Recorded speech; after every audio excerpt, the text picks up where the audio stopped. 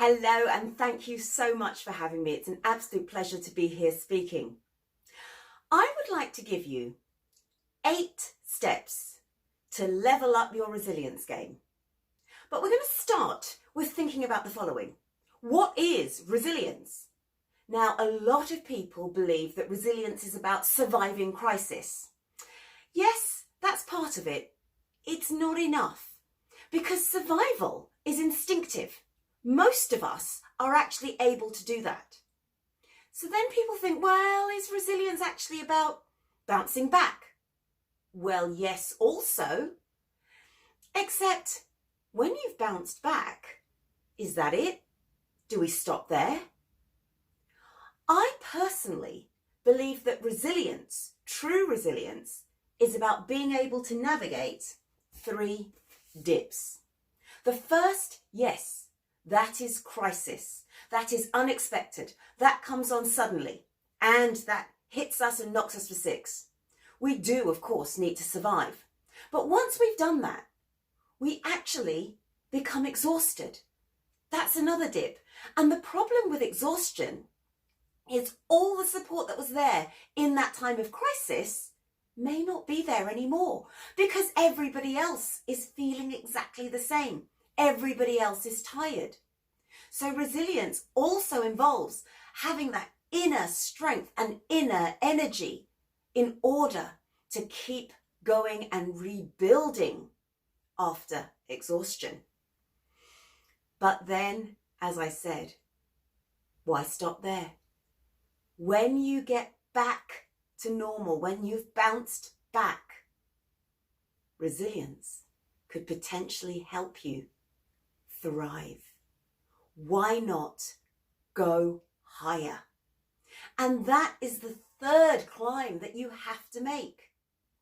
You survive crisis, you rebuild when you're exhausted, and then resilience will help you bounce back higher and thrive. So with that in mind, this playbook to level up your resilience game will help you at all of those stages. So let's now make a start at leveling up your resilience game. And this will help you bounce back higher no matter what stage of those dips of life's roller coaster you're at. Step number 1. Intellectual awareness is not the same as practical preparation.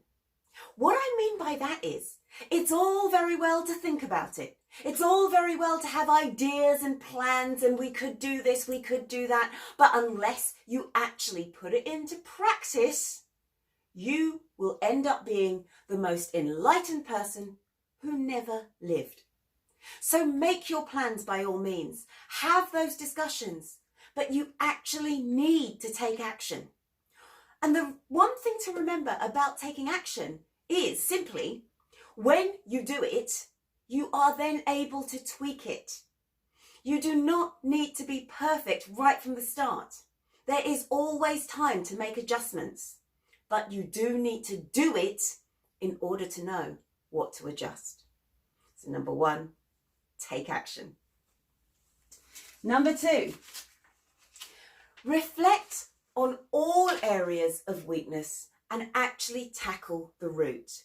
People don't like doing this, but think back to your experience. Where were you not as responsive as you could have been? Where did you delay? Where did you maybe make mistakes? If you can be honest in your assessment, you are better equipped to deal with things in the future. Your future self is not necessarily going to be better than your current self unless you set it up to be. Use a technique called the 5 whys. In the area of weakness, ask, why did that happen? When you have that answer, ask why that was the case. Ask why again until you've done it 5 times, and then chances are you'll actually get to the root of what the problem really was. And then you can tackle it. So number 2, get to the root. Number 3, be mindful of your fear response. Now, this is something which actually could derail you if you don't think about it. If your fear response is to batten down the hatches, or to knee-jerk, or to suddenly jump on the next bandwagon that comes along, those could be issues for you.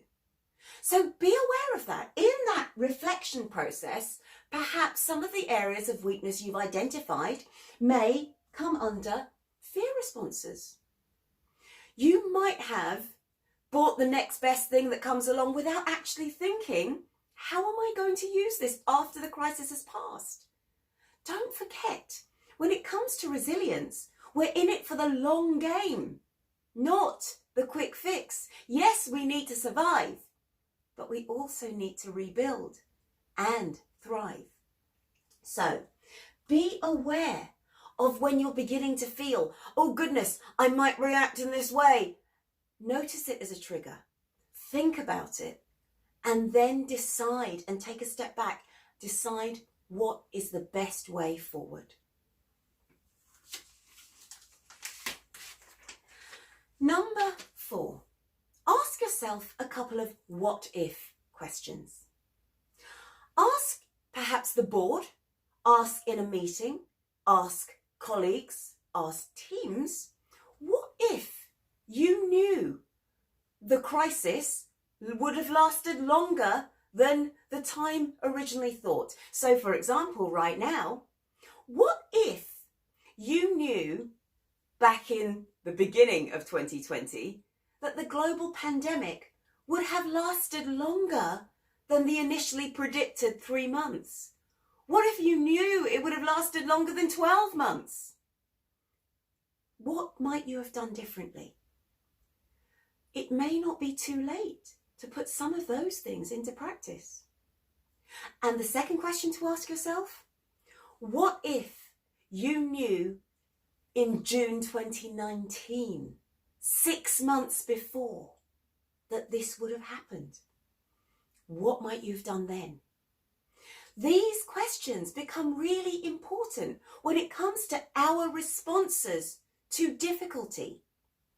And the answers that you find at that point may actually advise you, not just for managing the remainder of any crisis that you might be in, but for forward planning, just in case there's another one.